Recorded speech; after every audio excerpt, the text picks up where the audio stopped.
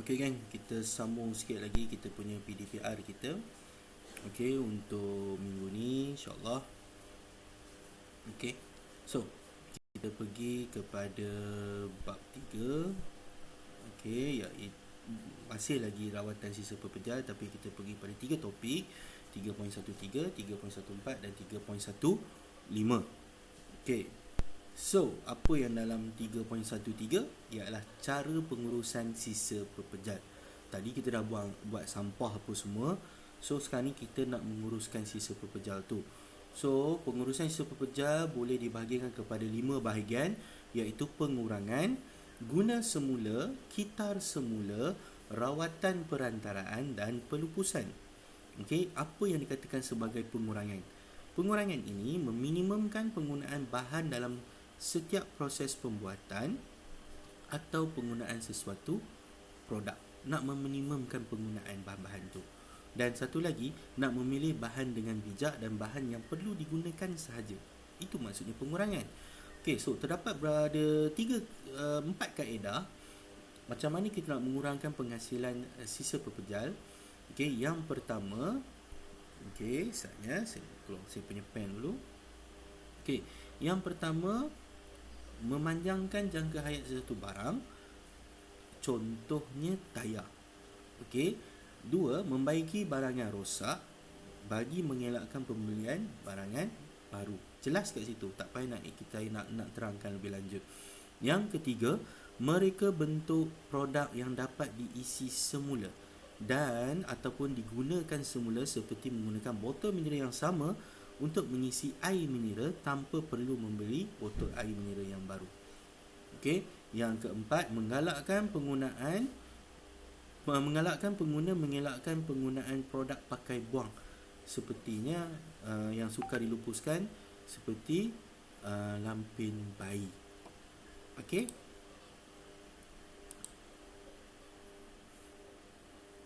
Okey. So itu maksud pengurangan. Okey. So kita pergi kepada sekejap ya.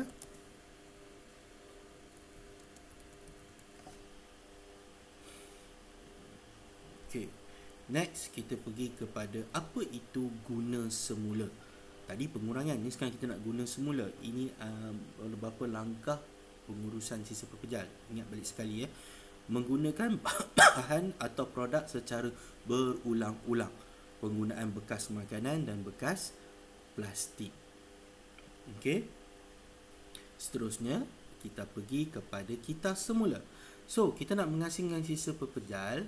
Bila kita nak mengasingkan sisa pekerjaan ni, kita asingkan sisa pekerjaan yang boleh kitar semula dan disalurkan kepada satu organisasi atau kilang yang mengendalikan proses kitar semula. Okey, contohnya sisa pekerjaan yang boleh dikitar semula. Okey, kertas, okey, majalah, surat khabar, buku, cardboard, kotak. Kemudian kita ada plastik, botol plastik lutsina berwarna. Okey, aluminium, tin makanan. Kemudian kita ada kaca lutsina yang berwarna, botol minuman, botol vitamin dan bekas kosmetik. Nanti saya akan jelaskan, okey, sebab ini antara yang paling popular. Okey, so hafal warna tong kita semula. Ini paling popular.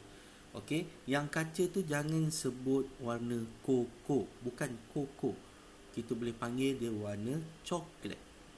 Okey, coklat, ataupun nak paling selamat dalam bahasa Inggeris kita bagi brown. Okey.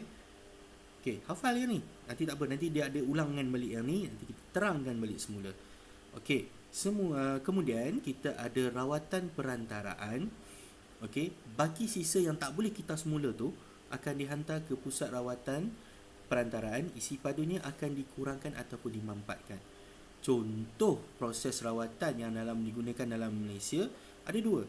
Satu, incinerator, satu lagi pengomposan. Pengomposan ni sisa makanan. Incinerator ni benda-benda scrap ataupun sampah-sampah sisa pekerja yang tak boleh kita semula tapi kita nak buang. Bila kita buang tu, okey, okey, kita dah tak boleh guna, so dia kena bakar. Bila bakar, isi padu tu daripada besar sini kita bakar, dia jadi apu halus sahaja. Sebab tu dikata mengurangkan isi padu. Okey. Next, kita pergi kepada pelupusan. Ini adalah proses terakhir dalam nak memusnahkan sisa pepejal.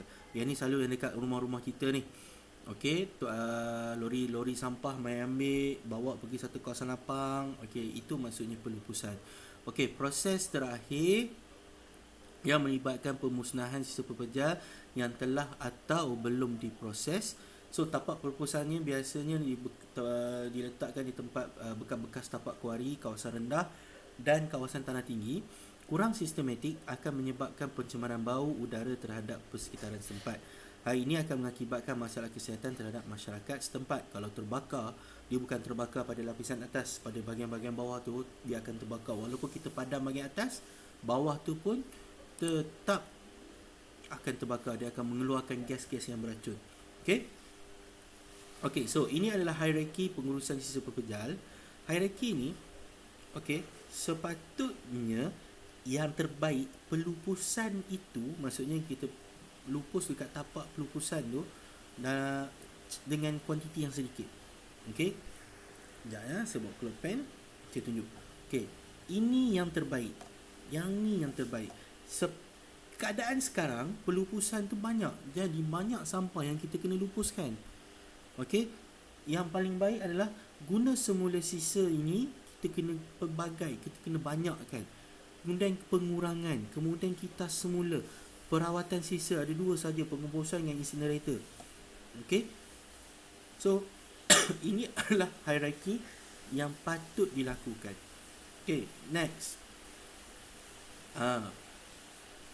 Pembangunan lestari dalam pengurusan sisa pepejal. So pengurusan sisa pepejal yang sistematik dan efektif. Pembangunan lestari boleh dibangunkan melalui modul triple bottom line, gabungan dari keperluan alam sekitar, ekonomi dan sosial. Okey, seperti yang ditunjukkan di sebelah ni. Okey, dalam pembangunan lestari, okey, dalam pembangunan lestari ni kita kena ada keperluan sosial dan kemahiran sosial, keperluan ekonomi dan pembangunan ekonomi, kemudian satu lagi keperluan alam sekitar. Okey. Okey. So keperluan alam sekitar adalah udara dan air tanah yang bersih. Okey. Dia saling berkait. Apa yang dikatakan TBL, triple bottom line ni. Okey. Ini semua nanti kita akan dapat soalan, saya akan terangkan macam mana kita nak jawab jika pengurusan sisa pepejal itu tidak sistematik. Dia akan berkait dekat situ. Okey, next. Okey, berikut adalah kesan daripada pembangunan lestari dalam pengurusan sisa pepejal mengikut konteks alam sekitar, ekonomi dan sosial.